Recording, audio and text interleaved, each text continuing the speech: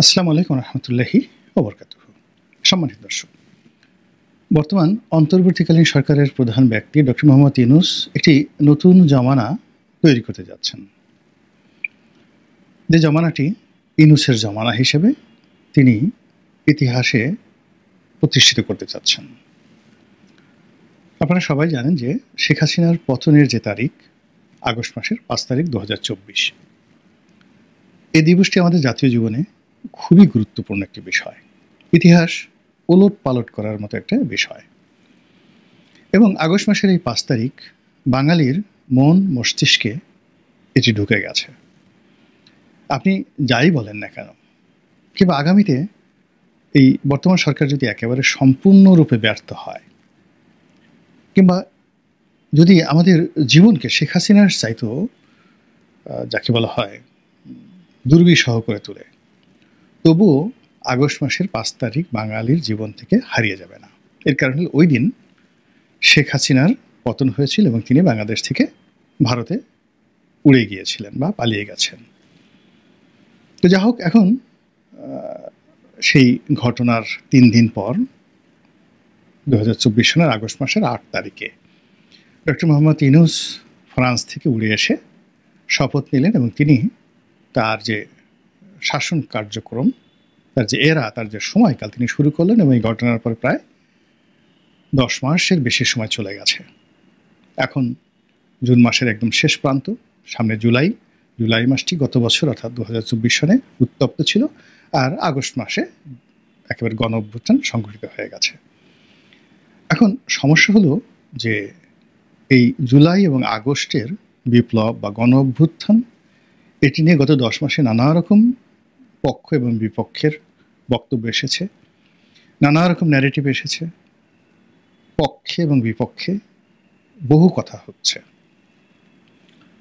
এটা কেন বিপ্লব নয়, কেন গণ অভ্যুত্থান, কেন গণ অভ্যুত্থান নয়। আর এখন যে সরকার আছে, এই সরকার কি বিপ্লবী সরকার নাকি গণ অভ্যুত্থানের সরকার? এই সরকার কি সাংবিধানিক সরকার নাকি বিপ্লবী সরকার? নানা রকম আলোচনা হচ্ছে। এবং বড় একটি সাম্রাজ্যের পতনের পরে যে ধরনের বাধা বিপত্তি এবং যে ধরনের অনিশ্চয়তা থাকে একটা দেশ এবং রাষ্ট্রে, তার প্রায় সবগুলোই বহুগুণ বেড়ে বর্তমানে রয়েছে।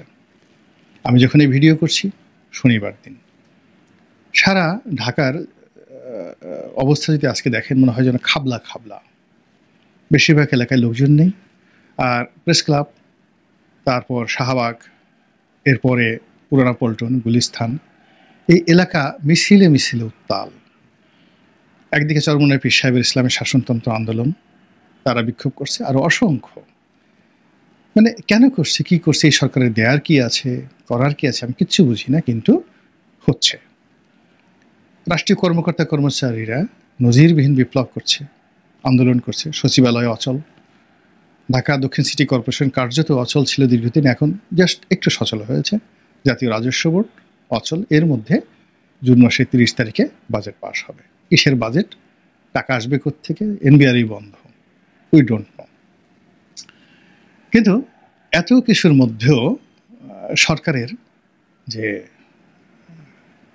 যাকে বলা হয় মাস্টার প্ল্যান, নিজেদেরকে অমর করার, সেই অমর করার জন্য তারা প্রাণান্ত চেষ্টা চালাচ্ছে। এবং তারা এই যে জুলাই এবং আগস্ট বিপ্লবকে সামনে রেখে আগামী জুলাই মাসে এবং আগস্ট মাসে সরকারি কার্যক্রমে, উৎসবে, আনন্দে বা সেলিব্রেশনে, উদযাপনে তারা একটা ল্যান্ডমার্ক কিছু একটা করতে চাচ্ছে।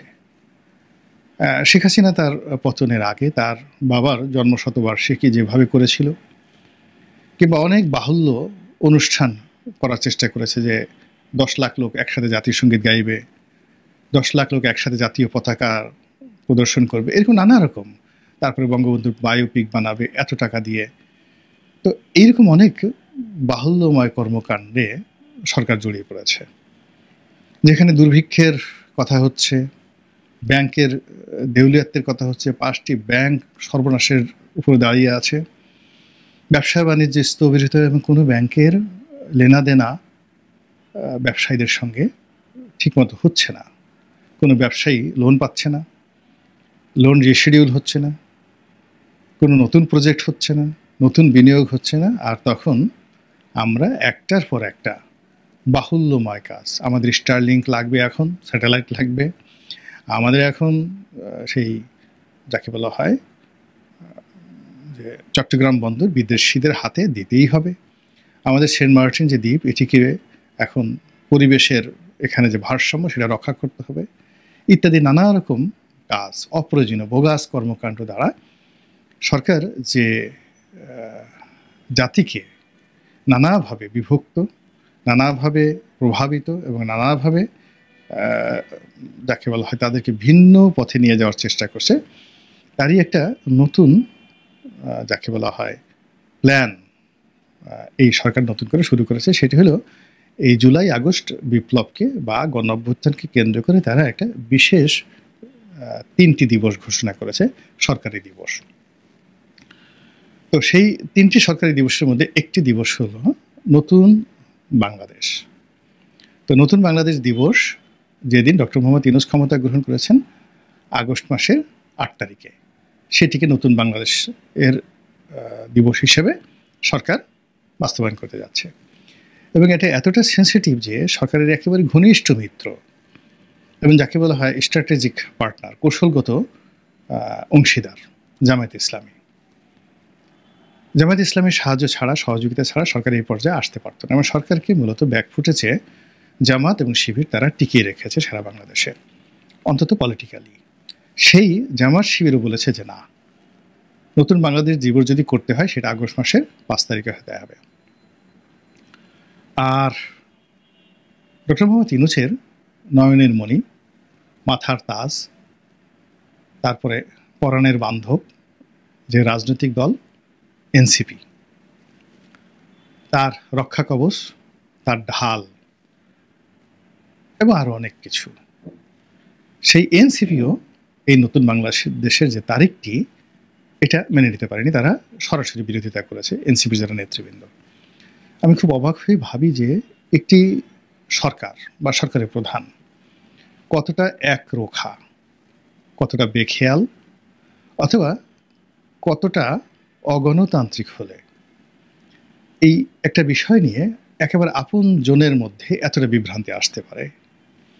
2 নম্বর হলো যে এই সরকারের যে দূরদৃষ্টি, সেই দূরদৃষ্টিটা কতটা ক্ষীণ হলে এই যে নতুন বাংলাদেশের যে ধ্যান এবং ধারণা যা কিনা তার জন্য কত বড় বিপত্তি তৈরি করতে পারে, সেই বিপত্তির কথা চিন্তা না করে এই ঘোষণাটা কেন দেওয়ার দরকার ছিল।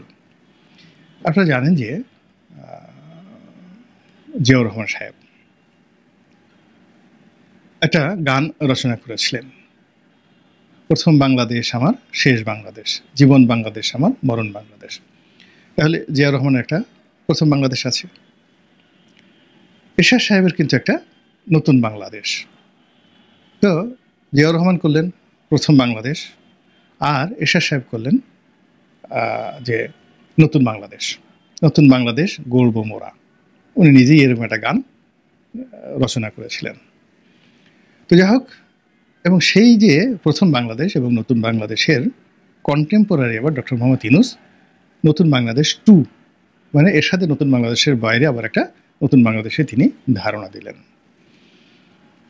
এবং এখানে এরশাদ এবং যাকে বলা হয় জিয়াউর রহমানের সাথে ডক্টর মোহাম্মদ ইউনূসের যে মৌলিক পার্থক্য, সেটা হলো জিয়াউর রহমান সাহেব যেদিন ক্ষমতা লাভ করেছেন সেই দিনটিকে তিনি সেলিব্রেট করেননি, এবং সেই দিনটিকে কেন্দ্র করে তার সে গান, তার সে দিবস, তার যে সেলিব্রেশন, প্রথম বাংলাদেশ আমার, শেষ বাংলাদেশ, এটা কোনোদিন বাজেনি। তিনি জাতীয় যে দিবসগুলো রয়েছে সেই দিবসে অন্যান্য গানের সঙ্গে তারা এই গান যুক্ত করেছেন, সেম এরশাদ। কিন্তু যেটা মানে যাকে বলা হয় ইউনূস সাহেব করেছেন, তিনি যেদিন ক্ষমতা লাভ করেছেন সেই দিন থেকে একটা নতুন ইতিহাস, নতুন বাংলাদেশ গড়ার তিনি স্বপ্ন তিনি বাস্তবায়ন করার চেষ্টা করছেন। তো এখানে এই যে যেদিন ক্ষমতা লাভ করে সেই দিন থেকে সাল তৈরি করা, সেই দিন থেকে নতুন ইতিহাস লেখা, এই দুটো ইতিহাস রয়েছে। একটা জাপানে, জাপানে যখন কোনো সম্রাটের মৃত্যু হয়, তারপর যখন নতুন সম্রাট সিংহাসনে বসেন, সেই দিন থেকে নতুন একটা এরা বা সাল যুক্ত হয়। যেমন নারুহিতো, হিরোহিতো। তো হিরোহিতো সাল, তো হিরোহিতো যদি 40 বছর শাসন করেন তাহলে এটাকে হিরোহিতো এরা বলা হয়। এবং এই হিরোহিতো 39 সাল, হিরোহিতো 30 সাল, এইভাবে কিন্তু মানে আমরা বাইরে থেকে জাপানকে খ্রিস্টাব্দ ধরি বা অন্যদের মানে ভাবে তাকে বলি, কিন্তু জাপানের ইন্টারনালি কিন্তু সম্রাটের কার্যকালের উপর তারা একটা এরা তৈরি করে ফেলে। সিমিলারলি প্রাচীন মিশরে ফেরাউন যারা ছিলেন, তারা যখন কোনো ফেরাউন ক্ষমতা আসছেন, ওই যেদিন তিনি ক্ষমতায় বসলেন ওই দিন থেকে তাদের একটা এরা মানে একটা সাল, বর্ষ ঘোষণা করতেন। মুঘলরা চেষ্টা করেছিল, আকবর চেষ্টা করেছিলেন, কিন্তু আকবর পরে দেখলেন যে না, এটা ঠিক হবে না। পরে আকবর সেটা করেননি। আবুল ফজল যে তার যে বিখ্যাত আইনি আকবরী, সেখানে তিনি বঙ্গাব্দ সম্পর্কে লিখেছেন, হিজরি সন সম্পর্কে লিখেছেন। তিনি একটা আকবরী সাল করার কথা ভাবছিলেন, কিন্তু আকবর সেটা পরবর্তীতে আর এগোননি। তো সেই দিক থেকে ডক্টর মোহাম্মদ ইউনূসের যে চিন্তা এবং চেতনা, এই চিন্তা চেতনা আমার কাছে মনে হচ্ছে যে এটা সুদূর প্রসারী। তিনি যে নতুন বাংলাদেশ হিসেবে 2024 সনের 8ই আগস্ট তারিখকে তিনি নির্ধারণ করেছেন, এটা যে যাই বুঝুক না কেন, আমার কাছে মনে হচ্ছে যে এর দ্বারা তিনি দীর্ঘমেয়াদে তার নিজের কার্যকাল এবং দীর্ঘমেয়াদে তার যে রাজনৈতিক দল, সেই রাজনৈতিক দলের কার্যকাল নিয়ে একটা মাস্টার প্ল্যান তিনি তৈরি করে ফেলেছেন। আর এই দিবসটি যদি তিনি চমৎকারভাবে করতে পারেন, যদি কোনো বাধা না পান, তাহলে ফেব্রুয়ারি মাসে নির্বাচন, তারেক রহমান সাহেবের প্রধানমন্ত্রী হওয়া, তারেক রহমান সাহেবের পরে তার স্ত্রীর প্রধানমন্ত্রী হওয়া জুবাইদা রহমানের পরে তার কন্যার প্রধানমন্ত্রী হওয়া, তো সব মিলিয়ে তারেক রহমান 10 বছর, জুবাইদা রহমান 10 বছর, জাইমা রহমান 10 বছর, দুইবারের বেশি এখন হতে পারবে না। তো আগামী বছর ফেব্রুয়ারি মাসকে নির্বাচনের কেন্দ্র করে বিএনপির মধ্যে আগামী 30 বছরের যে প্ল্যান রয়েছে, মাস্টার প্ল্যান, সেই মাস্টার প্ল্যান একেবারে রীতিমতো ডাস্টবিনে চলে যাবে। এর কারণ হলো, এখানে বিএনপি যেভাবে 30 বছরের একটা প্ল্যান করে রাখছে, ডক্টর মোহাম্মদ ইউনূস এই 2008 সনের যে নির্বাচন, সেই নির্বাচনকে তিনি যদি, তার বয়স এখন 86 বছর, সেক্ষেত্রে তিনি 100 বছর, মাশাল্লাহ 100 বছর পর্যন্ত যদি তার এইভাবে অবস্থা থাকে, এর কারণ হলো আপনি দেখেন মাহাথির মোহাম্মদের বয়স কিন্তু এখন 100 বছর, এবং মাশাল্লাহ doctor Mohammad Yunus doctor Mahathir মোহাম্মদের সাথে এখন ভালো আছেন, তার শরীরে কোনো রোগ বালাই, মেজর কোনো ফিজিক্যাল সমস্যা নেই, আর্থাইটিস নাই, ব্রঙ্কাইটিস নাই, নিউমোনিয়া নেই, কিচ্ছু নেই, ডায়াবেটিস নেই, এবং তিনি এখনও চশমা ছাড়া পড়তে পারেন, দিদাসে তিনি হাঁটাচলা করতে পারেন। তো কাজেই অন্তত 16 বছর তো তার জন্য আপনাকে রাখতেই হবে। আচ্ছা, 16 বছরের পর ইতিমধ্যে তার উত্তরাধিকার, তার দুটো মেয়ে আছে, একটা আমেরিকাতে মনিকা ইউনুস, আর বাংলাদেশে আরেকটা মেয়ে আছে। তো ওনারা তো, এই যে বাংলাদেশে যে মেয়েটা আছে, সে তো পিতার সাথে থাকতে থাকতে সে যোগ্য হয়ে উঠছে, এবং আগামী 15-16 বছর যদি তিনি থাকেন, তো সেক্ষেত্রে জাইমার চেয়ে তার যে যাকে বলে স্মার্টনেস অনেক অনেক বেড়ে যাবে, অনেক অনেক বেড়ে যাবে। আর মনিকা তো ওখানে আছেন, তিনি তো আমেরিকান স্ট্যান্ডার্ডে তার স্মার্টনেস। এর বাইরে ওনার যে সঙ্গী সাথী তিনি তাদেরকে জুটিয়েছেন, এই মধ্যে এগুলো তো সবে আন্তর্জাতিক মানের হয়ে গেছে। ধরেন ওনার প্রেস সচিব মিস্টার শফিক, এখন মিস্টার শফিক এই গত 10 মাসে যে বিবর্তন, এইরকম বিবর্তন রাজনৈতিক অঙ্গনে গত 10 মাসের মধ্যে এইরকম বিবর্তন এত ফেমাস, সেই 1971 থেকে এই পর্যন্ত কেউ দেখাতে পারবে না যে বঙ্গবন্ধুর সাথে থেকে, জিয়াউর রহমানের সাথে থেকে, এরশাদ সাহেবের সাথে থেকে, খালেদা জিয়ার সঙ্গে থেকে, শেখ হাসিনার সঙ্গে থেকে 10 মাসে বর্তমান প্রেস সচিবের মতো এইরকম যাকে বলা হয় ফেমাস হয়েছেন, এইরকম বিস্তৃতি লাভ করেছেন, এইরকম মিস্টার শফিকের যে সাহস, তিনি যেভাবে অকপটে সব কথা বলতে পারেন, এরকম সাহস অতীতে কারও হয়েছে, এটা আপনি দেখাতে পারবেন না। কাজেই আল্লাহ তো এই পৃথিবীতে কোনো কিছু এমনি এমনি করেন না। এই যে একটা মানুষকে এত যোগ্যতা দিলেন, শফিকের মতো একটা লোককে দিলেন, এটা কি 10 মাসের জন্য? বা আগামী ফেব্রুয়ারি মাসে যদি নির্বাচন হয়, তাহলে কয় মাস আছে আর? তো এটা কি, এই তো অল্প সময়ের জন্য এত বড় যোগ্যতা আল্লাহ কাউকে দেয় বলেন? কখনো দেয় না। প্রত্যেকটি যোগ্যতার পেছনে আপনি দেখবেন যে গলা যত বড় হবে, শিকার তত উপরে যাবে। জেব্রা, আল্লাহ জেব্রা যেখানে তৈরি করে বা বক যেখানে তৈরি করে, মানে গলার উপরে নির্ভর করে। এখন জনাব শফিকের যে গলা, সেই গলার সাথে আপনি যদি রাজনীতিতে তার ক্ষমতা কথা চিন্তা করেন, ভবিষ্যতের কথা চিন্তা করেন, আপনি জনাব শফিকের গলা এবং তার পাশে ডক্টর মোহাম্মদ ইউনূসের পাশে জনাব আলী রিয়াজ, তারপরে তার যে সহকারী রয়েছেন মিস লামিয়া মোর্শেদ, ওনাদের যে অঙ্গভঙ্গি, কথাবার্তা এবং সরকারে ওনার যে গুরুত্বপূর্ণ দুজন অংশীজন, জনাব মাহফুজ এবং আসিফ মাহমুদ সজীব ভুঁইয়া, এই দুজন তরুণ, আপনি এই ৪-৫ জন লোককে যদি আপনি একত্র করেন, অর্থাৎ শফিক সাহেব, আলী রিয়াজ সাহেব, লামিয়া মোর্শেদ, তারপর শেষে ওই যে মন্ত্রিপরিষদ দুজন, তাহলে আপনি দেখেন যে এই অল্প সময়ের মধ্যে তারা যেভাবে সুপার হিরো হয়েছে। এই সুপার হিরো যদি বিএনপি ক্ষমতা আসে, এটা তো ফেব্রুয়ারির শীতে নির্বাচন হলে একটা অন্ধ মানুষও চোখ বুজে বলতে পারে বিএনপি ক্ষমতায় আসবে, তারেক রহমান সাহেব প্রধানমন্ত্রী হবে। তখন এই যে লোকগুলো, তাদের কোনো অস্তিত্ব থাকবে বলেন? আর আল্লাহ রাব্বুল আলামিন মানে কোনো বিনা প্রয়োজনে, আমি সিরিয়াসলি বলছি, বিনা প্রয়োজনে কোনো কিছু তৈরি করে না। এই পৃথিবীর যত শব্দ, তাল, লয়, গল্প, কবিতা, উপন্যাস, মানুষের ব্যক্তিত্ব, প্রত্যেকটার পেছনেই একটা রিজন থাকে। এবং আল্লাহ যেটা বলেছেন কোরআনে, ইন্না ফি খালকিস সামাওয়াতি ওয়াল আরদি ওয়াখতিলাফিল লাইলি ওয়ান নাহারি লাআয়াতুল লিউলিল আলবাব আল্লাযিনা ইয়াজকুরুনা আল কিয়ামা। তো এই যে আপনি যদি দেখেন যে আল্লাহ বলতেছেন যে আমার এই আকাশের দিকে তাকাও, জমিনের দিকে তাকাও এবং দেখো যে আমি কোনো কিছু বিনা প্রয়োজনে তৈরি করিনি, বিনা প্রয়োজনীয় তৈরি করিনি। তা এই যে এখন 10 মাসের জন্য যদি একটা সরকার আসতো, অতীতে 3 মাসের জন্য যে সরকার আসছে, 111-এর সময় মঈনুদ্দিন ফখরুদ্দিনের সময় প্রায় 2 বছর তারা ক্ষমতা ছিল, তখন দেখেন এইরকম যারা আমি যে 5 জন লোকের মতো বললাম, এরকম তারা যে ভিউ নিয়ে কাজ করছে, যে ডিউ নিয়ে কাজ করছে, তারা যেভাবে জোরে কথা বলছে, তাদের যে ব্যক্তিত্ব, এই জিনিসটা ছিল না, ফলে তারা ওই নির্দিষ্ট সময়ের মধ্যে ক্ষমতা শেষ করতে পেরেছে। আর যেহেতু এই সরকারের এই লোকগুলো আপনি দেখবেন যে তাদের কথা, তাদের মিশন, তাদের ভিশন, এটা সব দীর্ঘমেয়াদে। আর সেই দীর্ঘমেয়াদেরই একটা, যাকে বলা হয় জ্বলন্ত যে উদাহরণ, এটা হলো আগস্ট মাসের 8 তারিখকে নতুন বাংলাদেশ দিবস ঘোষণা।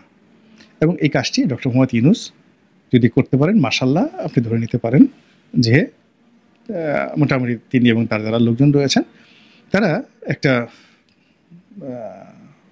পঞ্চম পঞ্চবার্ষিকী পরিকল্পনা, অর্থাৎ অ্যাটলিস্ট 25 বছর পঞ্চবার্ষিকী পরিকল্পনা নিয়ে তারা সামনে এগুচ্ছেন।